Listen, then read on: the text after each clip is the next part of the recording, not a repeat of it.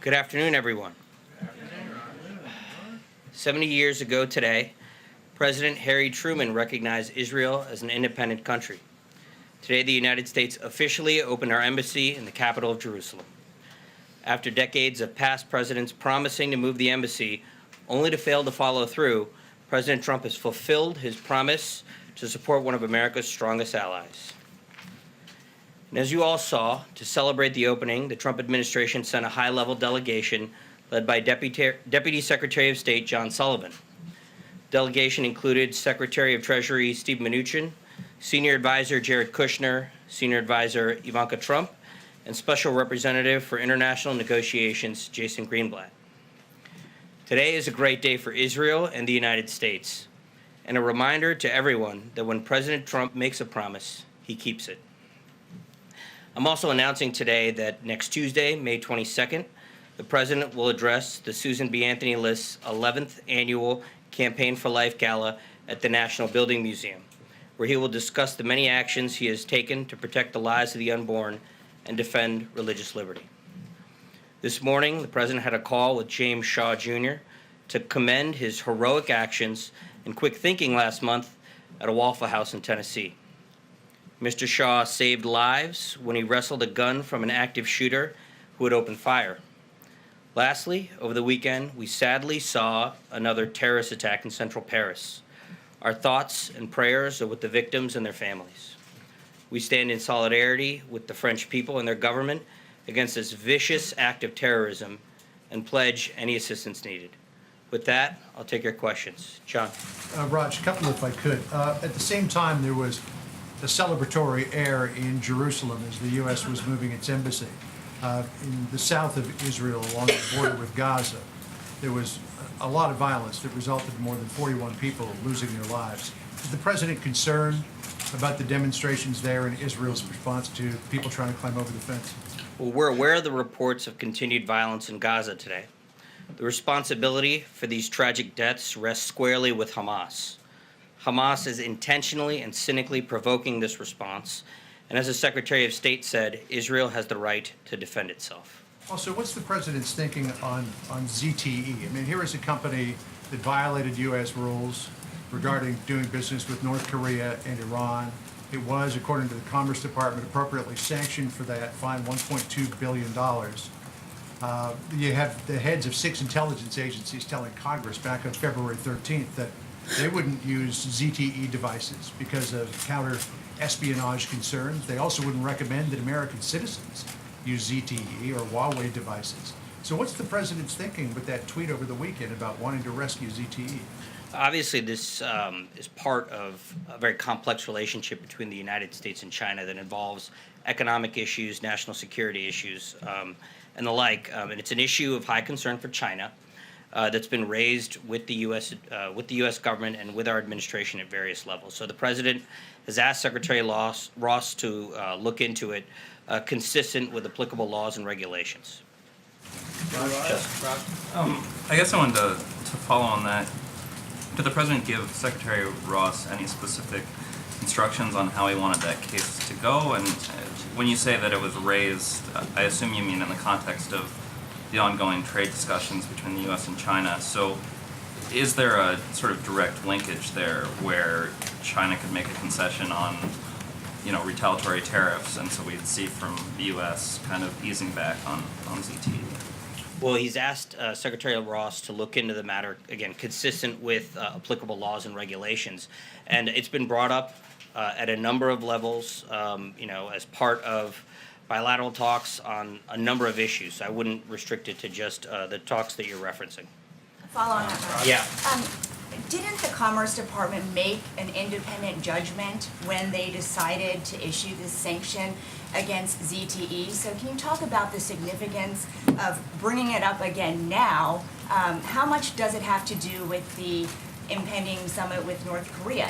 Critics will say that the president wants China's support, needs China's support, and that is why he is now backing off on this sanction against ZTE. It's part of, again, the U.S. relationship with China, which is complex. It has economic factors. It has national security factors. This is just one of many factors. And again, the president is asking the Secretary of Commerce to look into the matter consistent with laws and regulation. Second question, Yeah. Raj. Cecilia. Thanks, Raj. Senator Lindsey Graham said, I wish somebody from the White House would tell the country that what Kelly Sadler said was inappropriate, that that's not who we are as a Trump administration.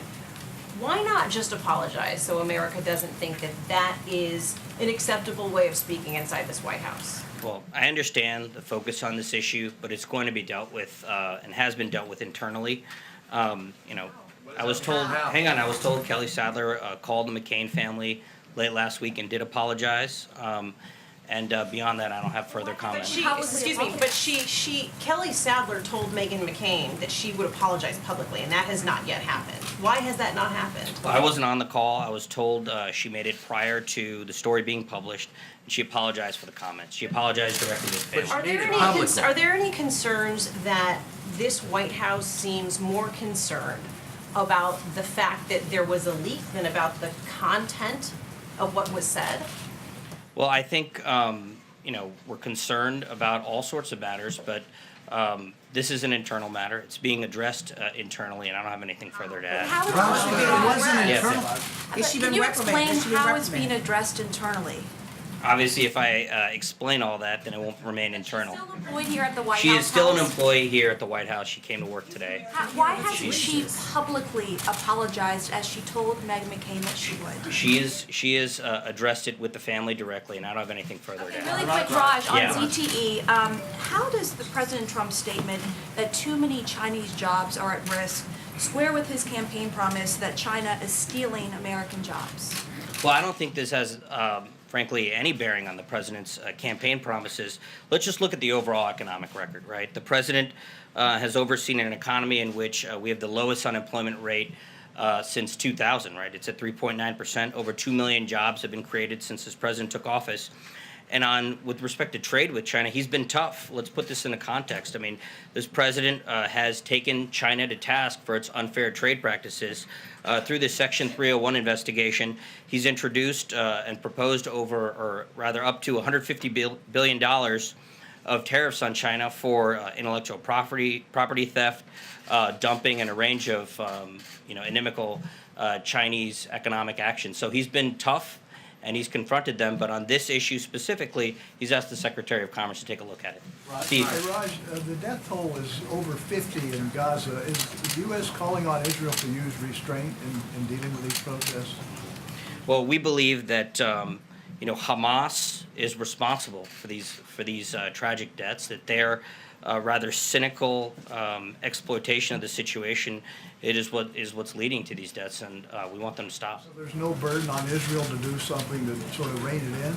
No, we think that we shouldn't lose sight of the fact that Hamas is the one that, frankly, bear responsibility for the dire situation right now in Gaza. Lastly, Raj, how does this, the United States has been wanting to put out a peace plan. How does today's situation hurt that? I don't think it hurts the peace plan. The peace plan will be introduced at the appropriate time.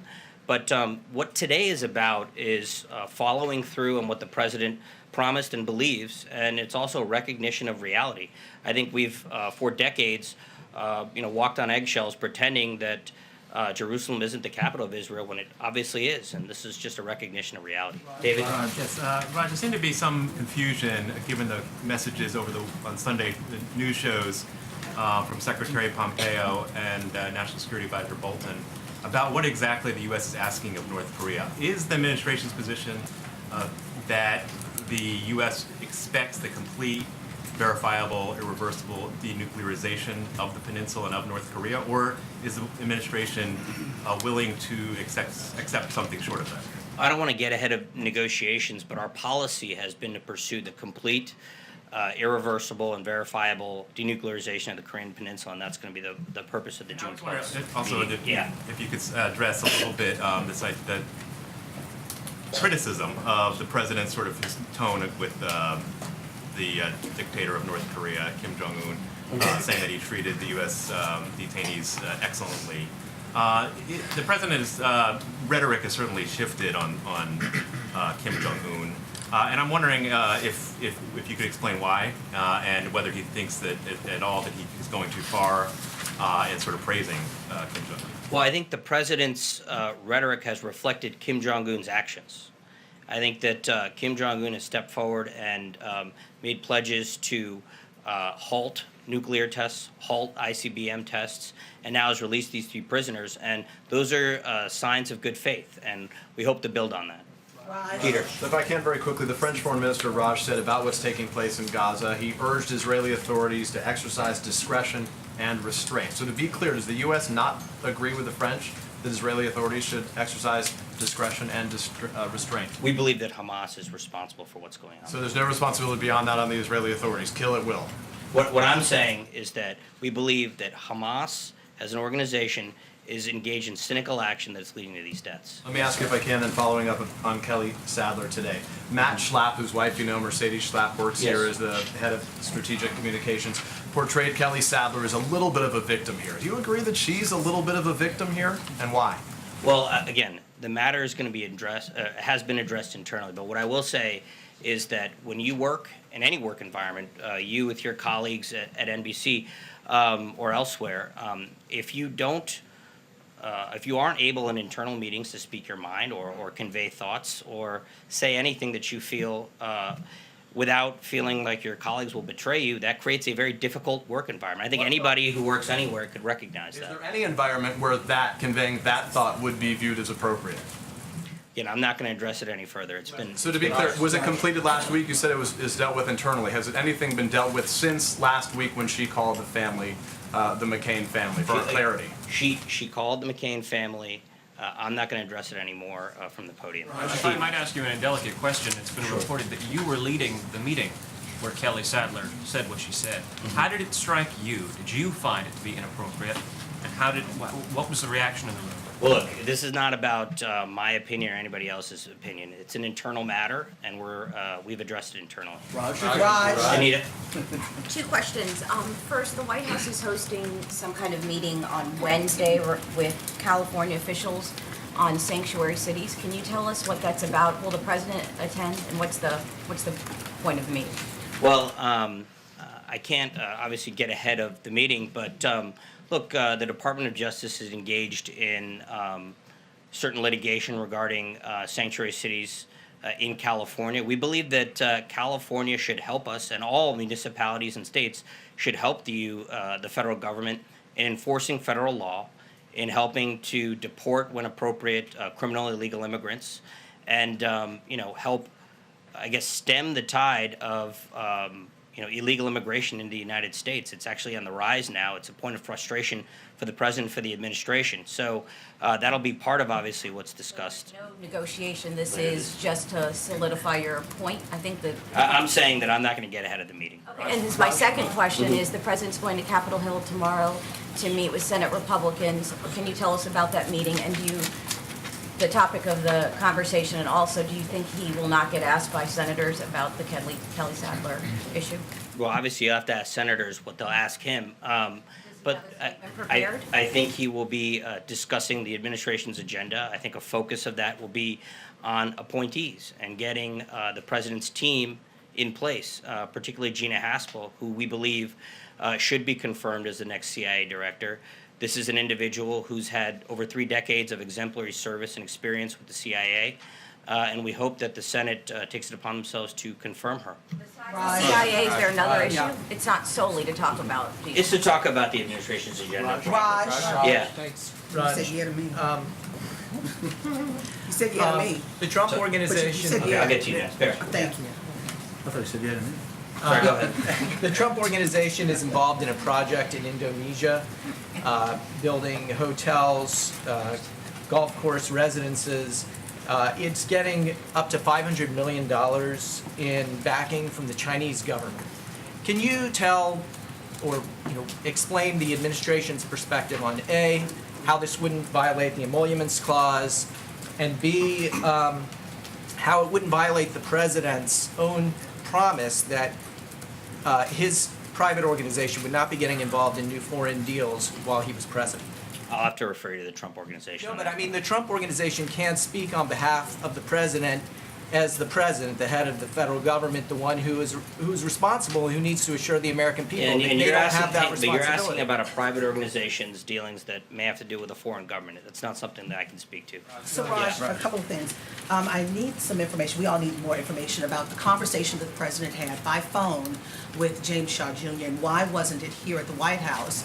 And also, what about prison reform? If you could give us a little bit more about prison reform, we understand that that's working its way and there's a big push from the White House. And also on Sadler, where does decency and morality come into play in the workplace? I mean, she still has a job. She made that statement about an American hero. No matter what the political feelings are about him, he was broken and bruised overseas for the freedoms of this country. And to say those things, I mean... Again, that's an internal matter and has been addressed internally, yes. You mentioned prison reform. We're pleased to see last week the House mark up with a pretty broad bipartisan vote prison reform legislation that the White House is supportive of, that particularly Jared Kushner has been very involved with. We believe that that legislation can help reduce costs at prisons and improve quality.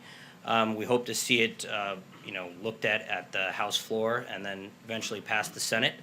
And with respect to James Shaw, it was a conversation that the president asked to have, and House. Why not? I mean, he's saluting heroes. Honestly, I don't know if he was invited. I just honestly don't have more for you on that. Thank you, Raj. I wanted to ask you about the embassy opening today. The person who delivered the invocation, Robert Jeffries, he's made some statements in the past that he believes that Muslims are going to hell, Jews are going to hell, Hindus are going to hell. Do you think that, considering especially his remarks about Jews, that he's one of the right people to speak at the opening of our embassy in Israel? And can you give us a little information on how that came to be? Well, I honestly don't know how that came to be, and I know that I think it's Pastor Jeffries, has had a strong relationship with many people in the faith community, as well as folks in the administration and Republicans on the Hill and others. I believe Democrats as well. So I think that he has a long-standing involvement with public officials. Beyond that, I don't really have a whole lot to add. Do you think it's appropriate for a person who said that Jews are going to hell to speak at the opening of our embassy in Israel? I haven't seen those remarks, but obviously those aren't remarks that the president made. Raj. Yes, Aaron. So I have two questions for you. First, on ZTE, did the Chinese government give any specific concession for the President of the United States to tweet in support of a Chinese company? No, the president has asked Secretary Ross to look into the matter, consistent with. Why did he do that? The issue has been raised at many levels by the Chinese government with various levels of our administration. Just raising the issue was enough to spawn a presidential tweet It's a directive? significant issue of concern to the Chinese government, and in our bilateral relationship, there's a give and take, and we discuss these issues. And then another on the president's tweet on Paris. He said that America needs to change its thought processes. What did he mean by that? What was he hinting at? Well, I think that the president wants the United States to be tough on terrorists, wants our government to be tough on terrorists. I haven't asked him about that specific tweet, but I think his thoughts on how to address terrorism are pretty clear, both through the legal system, through our international, through our foreign affairs policy. So just understanding the existential threat that terrorists pose to American citizens and addressing it accordingly. Yeah. Raj, on the issue of peace between the Israelis and the Palestinians, when was the last time the White House reached out to Palestinian leadership? And will, given the high numbers of casualties, Palestinians calling what's happened today a massacre, will the White House be reaching out? Well, I don't honestly have an answer for you on that. I'll get back to you. Just follow up then. Sure. I mean, Jared Kushner in his speech pointed a finger at the Palestinians, saying they were responsible for provoking violence. But given the fact that it's only Palestinians that are being killed, should Israel not shoulder some of the blame? Well, as I said earlier, we believe Hamas bears the responsibility. Look, this is a propaganda attempt. I mean, this is a gruesome and unfortunate propaganda attempt. I think the Israeli government has spent weeks trying to handle this without violence. And we find it very Throwing unfortunate. rocks 50 meters from the wall and were faced with sniper attack. I mean, is the White House in denial of the split-screen reality that's occurring? Again, we believe that Hamas is responsible for this. Blake, thank you. Let me ask you on ZTE, the congressional hearing that John was talking about, in which the intelligence chief said that people should not be using ZTE products because of security concerns. Does the president himself believe that there is a security concern involved with ZTE? I haven't asked him about that. But again, he has asked the Commerce Department to look into this matter consistent with applicable laws and regulations. Speaking of the Commerce Department, Wilbur Ross said at the National Press Club just a little while ago, he said of the meeting this upcoming week with the Chinese, he said, "It wouldn't surprise me if they bring up ZTE, but our position is that it would be an enforcement action separate from trade." Is that the position of the White House, that whatever may or may not happen with ZTE, that has nothing to do with trade negotiations, or does it? Well, I think Secretary Ross speaks for the U.S. government on this matter, and the president has asked him to look into it. I haven't seen those remarks, and I'm sure there'll be some follow-up conversations, but he does reflect our view. And on the Supreme Court decision today on sports gambling that allowed now states to go forward with that, does the White House have any opinion one way or another on the decision today? I don't have a reaction for you just yet. Francesca? Raj, on Israel, the United States and the White House are hoping to release their peace plan in the next few months. Going back to that split screen, I understand that you're blaming these on Hamas, but does the White House feel that the position is undermined now by these deaths that have happened today, that last time the count was at 52? No, we don't. Look, the peace plan will be brought forward at the appropriate time. It can be evaluated on its merits, but the actions today, both the opening of the embassy in Jerusalem and these tragedies in southern Israel, we don't think will impact the peace plan. And on a different foreign policy topic, sort of, the president isn't going to the royal wedding this weekend. Today we saw him deliver a video address at the embassy opening. Will he deliver an address of some sort by video? Is he sending a gift? Is there anything you can tell us about that? I don't have anything for you. Yes? Last month, Sarah said that the allegations against the governor of Missouri. Last month, Sarah said the allegations against the governor of Missouri were concerning. The governor now is on trial this week. Does the president believe he should resign? He's campaigned with him. He's been out with him. He's met him several times. Does he believe he should resign, irrespective of the verdict, or if the verdict comes down in his favor, should he not resign? I'll have to get back to you on that. I don't have anything. Yes? Raj, thank you, Raj. So later this week, Thursday and Friday, Chinese officials are supposed to be here in D.C. to have continued trade meetings. Can you tell us which U.S. officials and which Chinese officials are going to be involved in those? What the president hopes to come out of those continued talks, this round of those talks? And has the administration provided, I know Larry Kudlow had mentioned at one point that the the administration was considering providing a list of what they'd like to see out of these trade negotiations. Well, some of those details, the participants in particular, have yet to be determined, and we'll provide that information when it's ready. But look, the U.S.-China relationship, again, is a complex one. We believe that China has engaged in decades of unfair trade practices, forced technology transfers, and the like. That was part of the discussion that went on when the U.S. delegation or U.S. Group of administration officials went to China, and that's going to be continued later this week. All right, last question, Hunter. Thank you, Raj. You said before that you hadn't heard Pastor Jefferson's remarks. Among other things, he said, quote, Mormonism, Islam, Judaism, Hinduism, quote, they lead people to an eternity of separation from God in hell. I also wanted to talk about Pastor John Hagee, who was involved in that ceremony. He once said that Hitler was an instrument of God. Separate from that, on Sunday, Jared Kushner and Ivanka Trump met with Rabbi Yitzhak Yosef, the chief Sephardic rabbi in Israel, and he once compared black people to monkeys. So I'm wondering, in all three of these instances, can you tell us anything about how these people were brought into the ceremonies? And do you think it's regrettable that people with these views were involved with the American government? I don't have any readout on how they became involved with these events. All I'll say is that those specific views that you outlined, if they're accurate reflections of what was said, wouldn't be embraced by this White House. Beyond that, I don't have anything else. Thanks a lot, folks. Shouldn't you know before you come to the podium whether or not that guy is worthy of talking to people at our embassy?